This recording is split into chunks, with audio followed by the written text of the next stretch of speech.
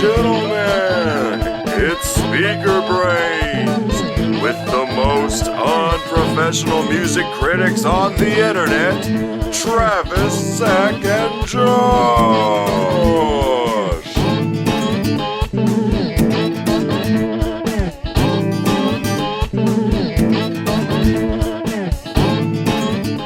What up, Brainiacs? You can slice it in. Welcome back to another edition of Speaker Brains, and this one's a special edition because it's the first March Metal Madness edition of Speaker Brains, and Kenzo. we're here with motherfucking Zach. What up? And motherfucking Josh. Kenzie. Fucking cat tripping out. We got a little announcement to make, which is a really cool announcement. Come here, Kenzie. Say hi to everybody. Say hello to Kenzu. He's been seeing a ghost in our new house. He's just crazy. The ghost of Wilford Brimley. The ghost of Luther Miller. That's it, Luther Miller. But we got a cool ass announcement. We are now a part of the Horrorphilia.com podcast network. So you can see our visual version of Speaker Brains on the YouTube, or you can go and just listen to the audio on Horrorphilia.com. Cool. And 3D. Yeah. We're now in 3D. And that's really cool because I'm buddies on Facebook with a bunch of the people on Horrorphilia, like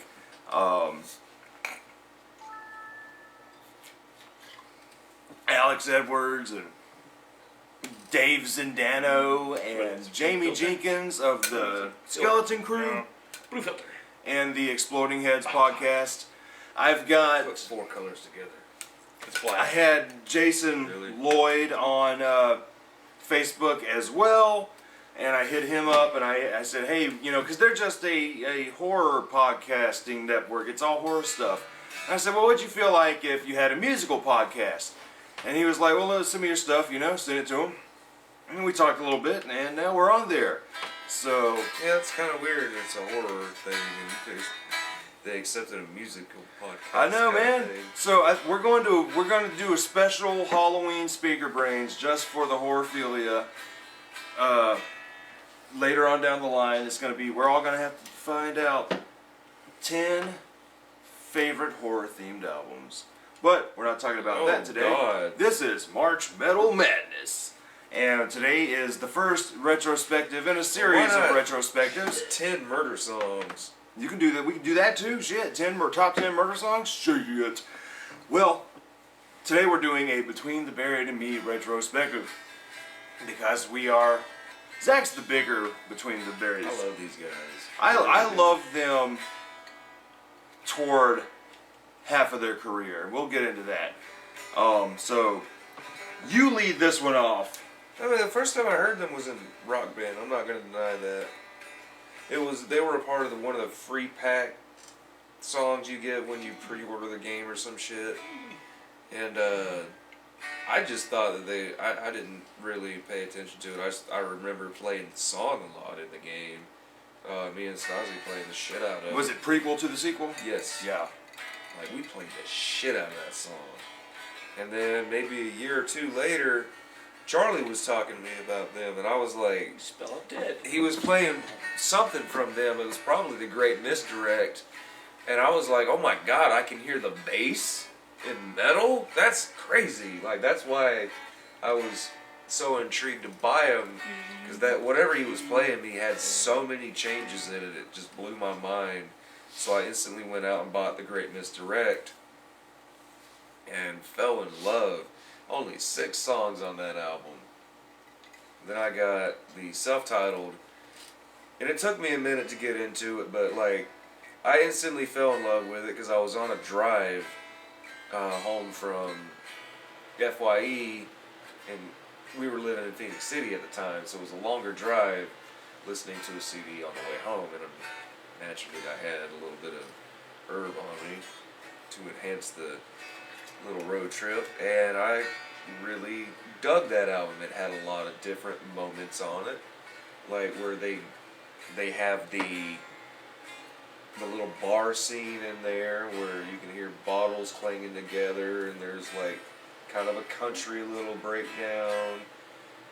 They had the King Diamond vocals in one moment. Yeah, but it's few and far between because it's all spread out from a lot of grindcore kind of style of music.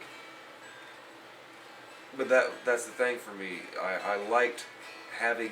This is when I bought it. I bought their newest album and then their very first album. So I heard the evolution right there, and then I wanted to find out what happened in between.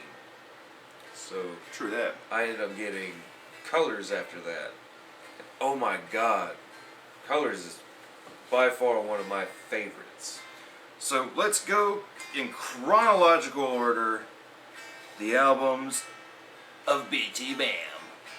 BTBAM. BTBAM. What year did their first one come out? Hold on. Maybe 04, 06. I got it. Yeah, The pull out the first one fizz is what? Silent Circus. No, self-titled. Let's Oh, see. there it is. 8 tracks, came out in 2000. What's that? 2011. That's not right. That must be redid. Reissue. I don't know. They don't have them in order on this. I'll be there in just a second. Okay, 2002, Between the Buried and Me, self-titled album. Did you happen to 14 hear any years of old. it? I ain't heard nothing until that coma clipped. Okay. Which is 'Cause I fucking hit you up badass. the other day, and you probably didn't have time. I mean, Oh shit, my work schedule this week sucks. True. And there's a lot They got a of new Between boss. the I can't Buried listen to and Me. music. There are a lot of Between the Buried and Me albums. yeah. And Well, I listened to a couple of them because you said the first ones were hard to listen to, so I listened to a couple of tracks. They're I not. was like, good lord, this is like nothing like what we listened to that couple months yeah, ago. right. But that's what I mean. Like, it's very few and far between where they break out and do the different stuff, and that's why. And that's what fucked with me.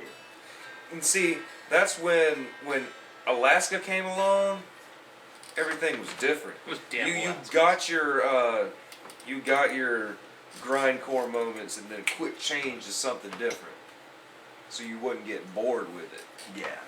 That's what I like. And that All right, is so what are your thoughts on the first album? I pretty much talked about my thoughts Right, on like- these albums so far, but excluding Silent Circus. So go ahead with your thoughts on that. the first Alright, Between chime the in. Buried and Me album. I'm not gonna say it fucking sucks.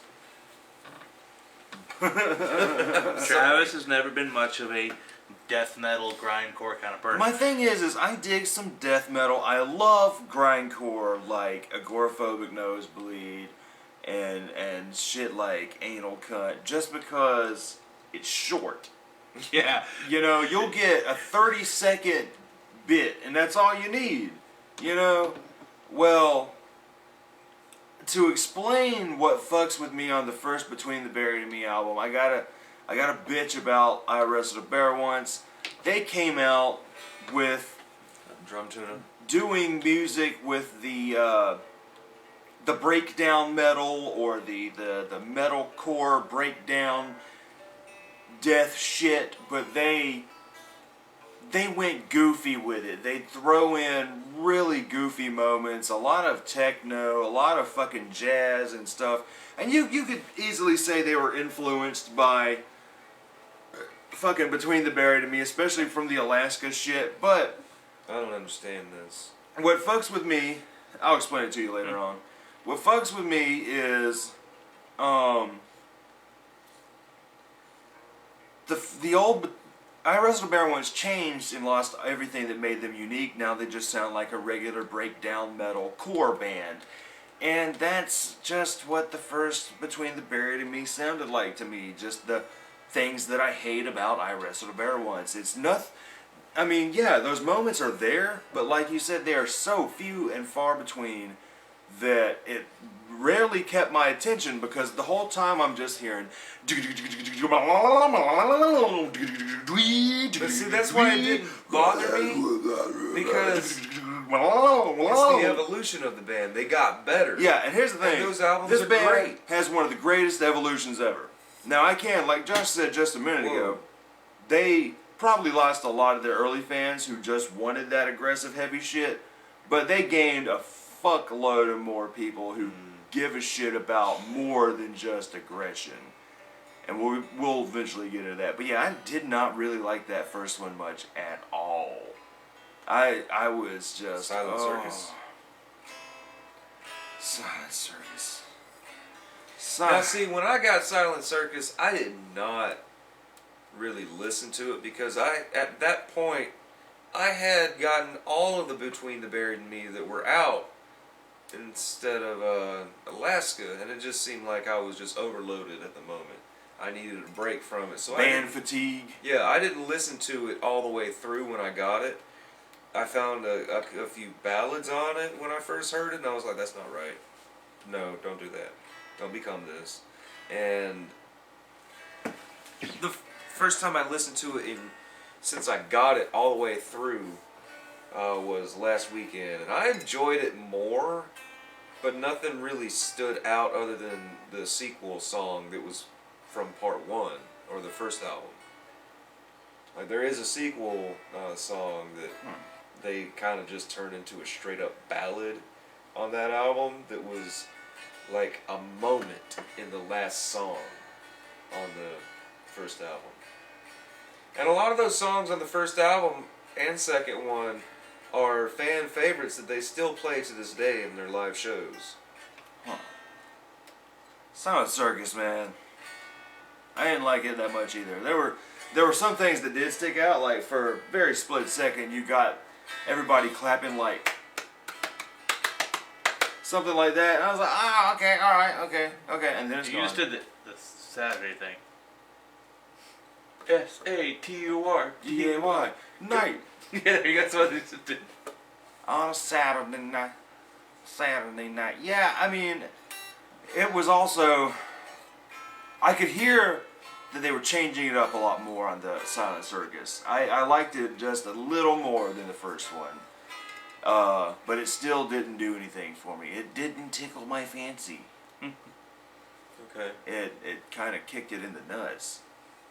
Like, I mean, their aggression shit is good for aggression shit. My thing is, I was introduced to Between the Buried and Me on their really epic prog shit. So was I. And going to that is just really hard. Because, like, number one, I love screaming vocals, but I'm not a fan of screaming vocals. I'm not searching out shit where motherfuckers are just the whole time. I mean, I like it. It's cool. But you gotta have a unique fucking screaming voice to me for me to give a shit. Exactly. Or else it just sounds like a scream. I mean, it just sounds like a growl. It's like Mortician. Yeah, I mean, really. I mean, It's just what? noise. He does you kind make. of have a unique one. When he does fucking- It's not when an he shouts. enjoyable one. With the ah, you hear that instead of the death growls are the same old death growls you always hear. But when he does, you hear it every once in a while like a his voice changes a little bit. I'm like, okay, that's a lot better than just your fucking. So this is the first album and the second one? No, I'm on fucking Silent Circus, man. That's what second one. And yeah, and it's just, it's just to me it was about the same, only with slightly more. Yeah. But to me, the dude's singing voice, especially on those first two, isn't that good to me. Like, his clean voice isn't that good. Like, he hasn't figured it out yet. You can definitely hear that, especially if you hear Comey Ecliptic and hear his clean voice on there. When you hear these earlier ones when he goes clean, it just kind of sounds like when all those metalcore bands go clean. Because although that follows a lot of the same metalcore structure where it's like fucking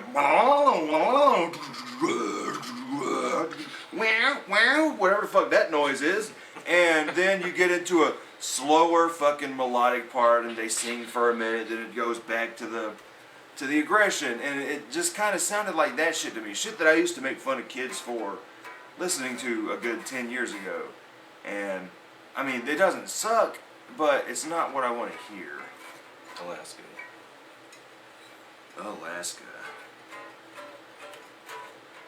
Alaska's what I want to hear.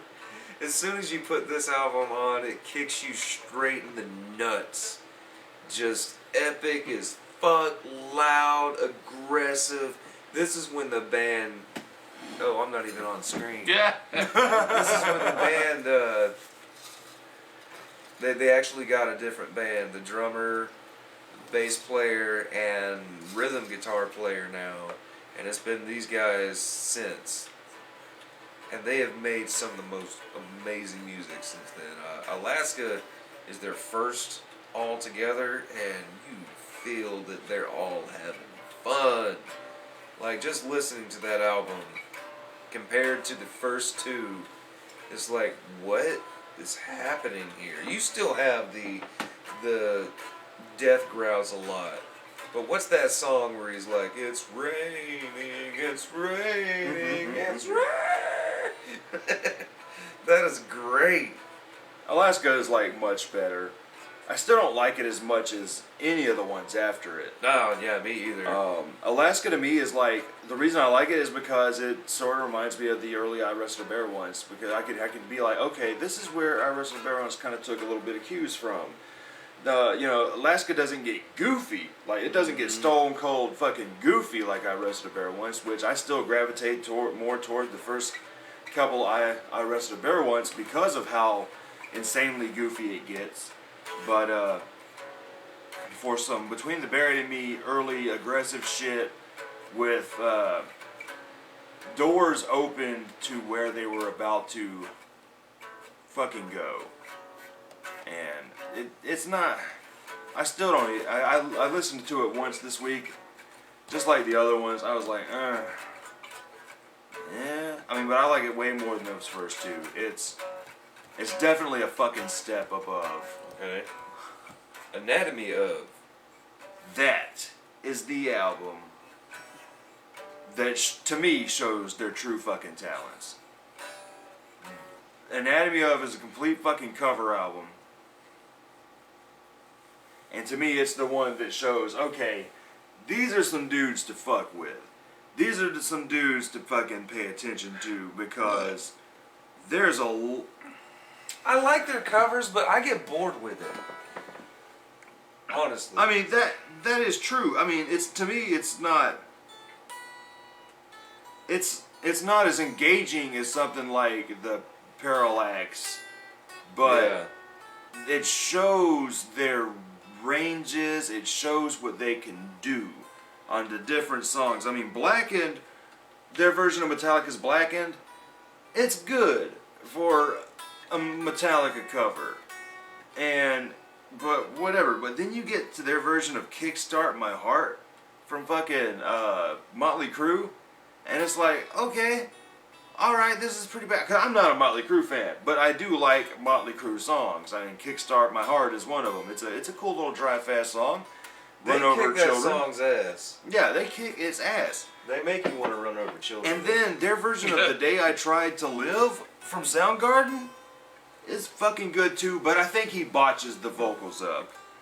I don't think his vocals are that good on it. I forgot about that one. The day I tried to live. I think they kind of botched the vocals on Changes. In a way. Now, But I like how they do it. I like their rendition of it. It's very different.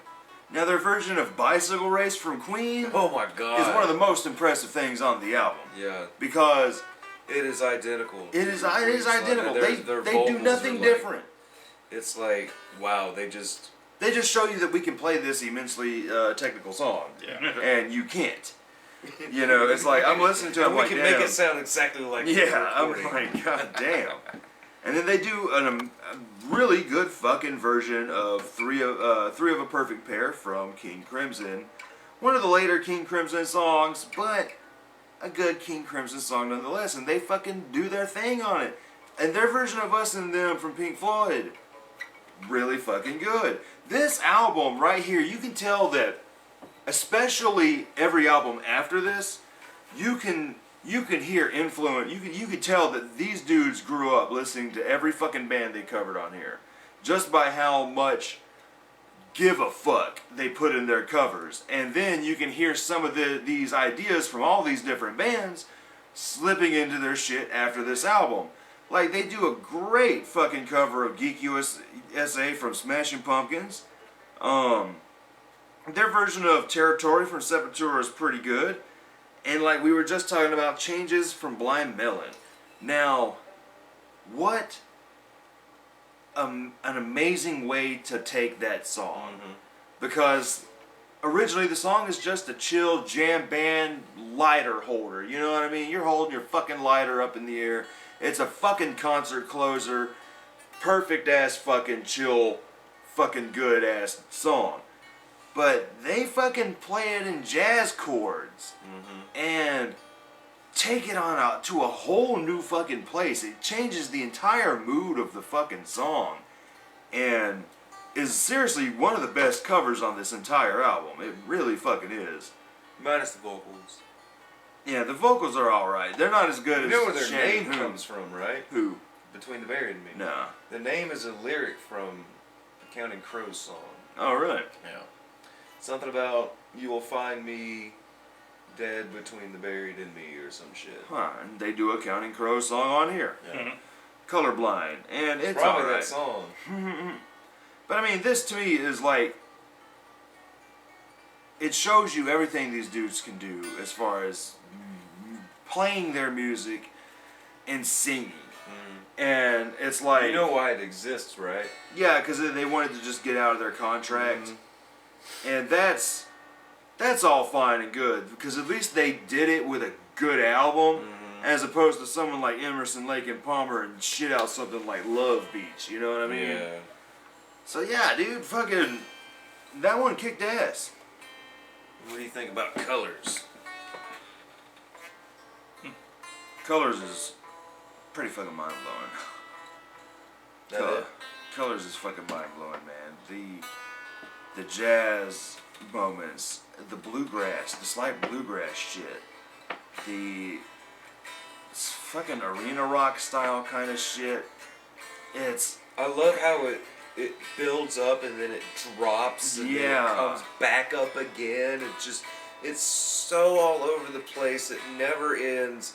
Especially like right there on track 7, where it's just that bass solo yeah. for like half of the song, and then it goes straight into the last one that's like 14 minutes 14 long. minutes Like long. walls. There's a lot of those long songs on this album. There's like 3 or 4. Yeah, of them. you've got 10 minutes, 13 minutes, 8 minutes, 14, and it's an 8-track progressive rock fucking opus, man. I Pretty mean, much it's fuck. just one song.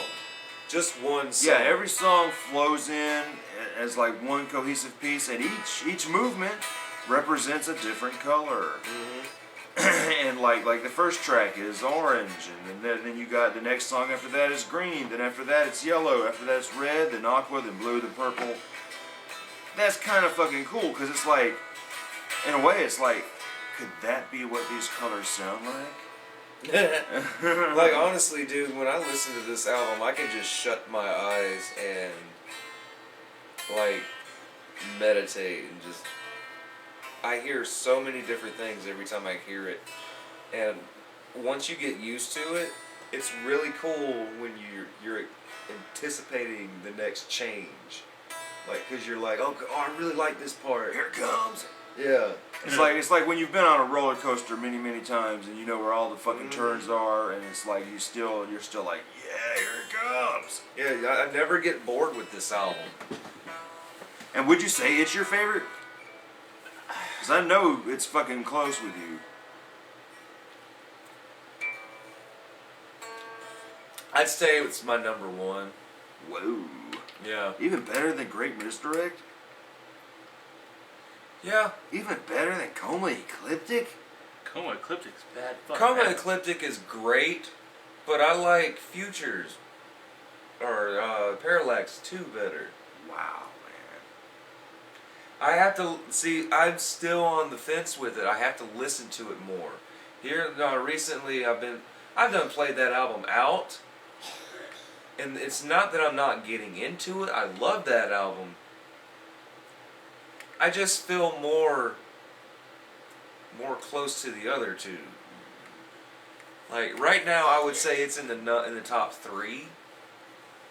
And see, that's the hard thing. Great Misdirect is so great, especially Swim to the Moon. Dude, yeah! Oh my god, I love that song. Man, I think The Great Misdirect, I love Colors. Colors is fucking fantastic. I think the Great Misdirect blows its asshole out. You know, when I heard it the other day, I did notice or did remember a lot of things that I forgot about it, forgot that was on That there. little rock and roll moment on that Diseased or whatever the fuck song, like, reminded me so much of, like, Pink Floyd hooks. Like a hook in a Pink Floyd song, man. And I love that there's only 6 tracks on this album. Yeah, man, the fucking... And track 5 is something completely different. It's all soft. The Sound of Sorrow or something like that. What was it? Desert Song. Desert Song. That was it. Desert of Song. Desert of Song. And it's fucking good, man. This kind of follows... Stones are forbidden. Yeah. This album to me is like probably their most reminiscent of old school prog. Because especially even in the structure of the album, like, it starts off with Mirrors, which I really fucking dig. That is a badass song. It's a shorter track. Then you get a 9-minute fucking track in Obfuscation. I can't even read that. Yeah. I see. Obfuscation. Obfuscation. Whatever that means. We're from Alabama and Georgia, y'all. Well, and then The Disease, Injury, Madness. That song kicked so much ass. And fucking Fossil, dude. Fossil Genera, dude, was fucking awesome. And I fucking enjoyed the shit out of Desert Song. I mean, because you got 3 long songs in a row. 9 minutes, 11 minutes, 12 minutes. Then you got another short song. Fairly short, 5 minutes and a half. And then you got the epic, fucking 17 epic, Swim to the fucking Moon. This album sort of in a way follows the structure of classic prog albums like Metal from Pink Floyd, or your classic 5 to 6 track prog albums. You know, nothing like Close to the Edge with only 3 tracks. Or it's closer to something like Wish You Were Here, or a really heavy Animals, and fucking... You know, this is a sequel song to a track on Colors. Really? Yeah. Swim to the Moon? Damn, what track is it a sequel to? I think it's like the 4th or 5th track on Colors. Damn. It's one of those where he's like the spaceman. The spaceman, the spaceman. I even hear some old David Bowie in some of this shit, man. To me, when I don't want to say it, but I like it better when they drop the metal and drop the screaming, man. When they sing clear and just do technical rock shit, man. It's fucking really fucking good. Now they also did a live version of Colors, the entire album. The DVD is amazing, because you don't get any shots of the crowd. I love that. I don't want to see the crowd. I want to see the band. Yeah, I don't give a shit. I just want to see the band play, and they get great shots of the band play, and they don't miss until the first time you realize you were at one of those concerts. You're like, why the fuck didn't you see me on the Yeah, right, dude. Motherfucker. Yeah, you guys, we're filming right now for a DVD. Yeah. You fucking spend like $20. You don't even really hear the crowd.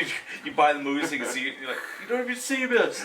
The best thing about it though is, it almost sounds just like the fucking record. They play it live perfectly. And then they take a break and come back for another set of classic songs from their previous albums. Rock. Good DVD. It's worth it. And then their next one was, finally they broke away from Metal Blade, not Metal Blade, but Victory Records, and they got with Metal Blade. And Metal Blade's letting them do their thing. Yeah. Definitely. But now they're on their second release with Metal Blade, but they also had an EP, and that's the Parallax Future Sequence. No, Hypersleep Hypersleep Dialogues. That's right. It's 3 Future Sequence tracks. was the next one. This fucking... I remember when you first got it, dude, and we were Dude. riding around smoking It starts some out weed. with that B-rated horror music theme. Yeah, dude. Do do do do do. It sounds like something off of like a fucking... one of the middle Jason movies. Yeah. Fucking dude. Like, this is a 30-minute fucking EP, man. 3 tracks. Holy Well fuck. worth your money. Well worth the fucking money. Because there's like Green Day albums with 15 tracks that's 30 minutes long. And are nowhere near as good as this. No. And so they do a sequel to this, which was on my Badass Albums of 012. Yeah. The Parallax 2 Future Sequence. When I first the got- Parallax 2 Hypersleep Dialogues. I had to get it wrong. Yeah, we had to rhyme. Yeah, the Future Sequence is fucking amazing to me. It's pretty fucking mind blowing. From the beginning straight on to the end. I love that part where they're like, carbon skin out of their own souls sends chills throughout my body. I love that part, and then they also have a callback to the first Parallax in one of their songs. It's slightly there. If you listen to it, you'll hear it in the music. Like you'll hear the same shit. I love this album because it talks a lot about the astral projection kind of stuff and leaving your body and just exploring. And when this album came out, I was heavily getting into that type of stuff. Why is it when bands do that, it's a good concept album? Mastodon had one about that. Yeah, and it's a good concept album, but I kind of like this better than It's Crack the much Sky. better. I kind of like this a little more. They're two different beasts, but as far as the way the story falls, I mean, when I was stoned as a motherfucker, and I will never forget that when it got to, I forgot what song, but it gets to this Egyptian-y kind of shit, and I swear to God, dude, I was swimming in the sand, floating through the pyramids, and all of that. I swear I probably mentioned that on the video we did for it. But this shit was the first time, this was the first one of theirs that I heard all the way through, and it highly impressed me, and I was like, okay, these are some dudes to really fuck with. That's when I said these are some guys to fuck with, because you and Charlie would be talking about them all the time. And you know what's really funny? Between the Buried and Me, man, when you hear a name like that, you want to instantly write it off as like some bullshit, you know? Some fucking emo Like, shit. for real, dude. Like, Between the Buried and Me sounds like some My Chemical Romance kind of title. Or fucking, All Panic Time at the Low. Disco. Yeah, dude. Like, Between the Buried and Me, like, what a... The Used. Yeah, what... I'm not a big fan of their name. I'm not either, but I do like that they got it from a lyric. Yeah, and a Counting Crows lyric of all things, you know? Yeah, It's not like, weird. we found this name out of the fucking Book of Satan, Yeah. or we found this name out of some obscure Italian giallo horror flick that you've never heard of. You know what I mean? Maybe that lyric in that song meant something to the guys, and they just decided to make that the name of the band. Yeah. But yeah, dude, this one kicked ass. BTBAM. That album kicked a lot of ass. But after that, we've got It was a 4-year wait. a good 3. 012 to 05. 015, I mean. Wow, Wait. you're back in time. It's a Yeah, 3-year my wait. fucking wine, bro. That's not bad. That's not a bad wait, because it was like 09 Travis. to 012. There was a drop. 09 to 012 Okay. between albums. But they also came out with the EP in 011. So really you only had like a year wait. He really did. And, you know, those 3 songs are long enough to hold you off hold for you another off. year. Yeah, exactly. They sure did. Like the next year was like, holy shit. And this to me, their magnum opus, Call Me Ecliptic, best Between the Buried and Me album. I'm not just saying 'cause that's the one I listen to. It fucking blew me away, and it still blows me away to this day. It's the only one that I can listen to over and over again. It's the only one that I was when we started doing this retrospective. When I got all this stuff from you on Monday, it was the only one I was actually looking forward to listening to. Like even more than the Parallax, because Parallax rocks, dude. I'm telling you, man, they when they drop the harsher vocals and drop the heavier They do metal, drop the harsh vocals on Parallax This a lot album, more than they man. did before. Yeah, dude, this album is something on the lines of King Crimson meets goddamn Emerson, Lake and Palmer. I'm just a big classic prog fan, you know, so when they fuck with the sound, you know, I'm not like, that's betrayal, but I'm like, you know, if you're gonna add a scream to it, But when they get closer to the roots of prog while pushing it forward with the modern shit, to me it's when everything feels right. With this album, man, I feel it. I'm like, oh man, when it gets on that song, I think it's the main single, when it gets into that part, that na na na na na na na na, I'm like, man, That song is epic as I'm shit. fucking feeling it, dude. I'm like, God. Yeah, we did a video damn. on that song last year. Yeah, we did. Yeah, we did. And then you got the album, and I remember when we were listening to it, dude. My eyes were closed the whole time, and I was just like, fucking, just trying to like count. He went every full fucking retard. note. I went full fucking retard, man. Retard. I remember when I first got it, I didn't really listen to it because I was trying to figure out my new phone. Oh yeah, because he left his phone at the El Patron. Yep. We didn't even have to go to Auburn because they had that Between the Buried and Me at Best Buy. But I had to buy that ICP for $1 cheaper. Spent like $5 in gas and saved $1 on a CD. Well, actually, I don't even think it was like $5 in gas. Gas is pretty cheap now. Now, but not when he. Yeah, last summer it was up in like maybe $2.15 or so. I don't even really pay attention to the gas prices. I always spend like $15 to $20. You also don't have a gas guzzler. No. Yeah, you got a car that can have a tank of gas for like 2 fucking years, man.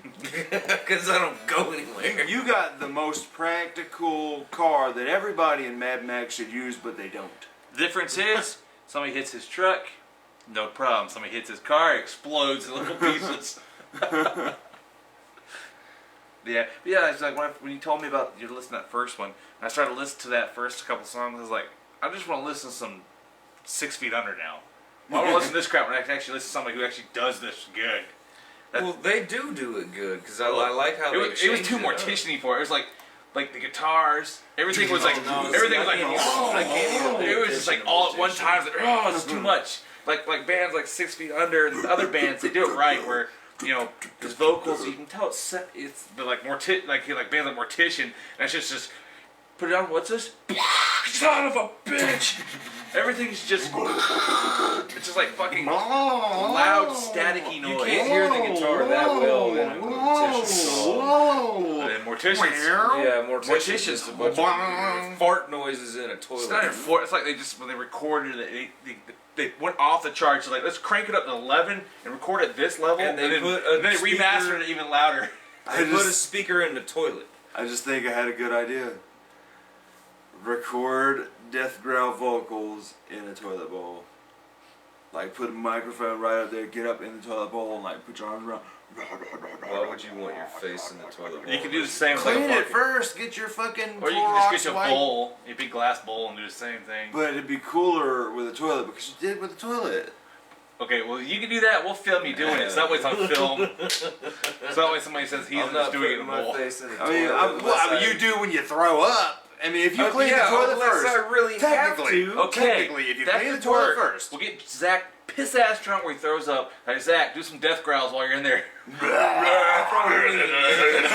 But technically, if you clean the toilet bowl first and then sing in the toilet bowl, you're singing in something cleaner than when you're leaning over and Why throwing do the death fuck growls? out. Why don't you just do like him puking in the toilet? I mean, that would That be, sound like that death would be growls. pretty metal. Here's the thing, why That would be pretty metal.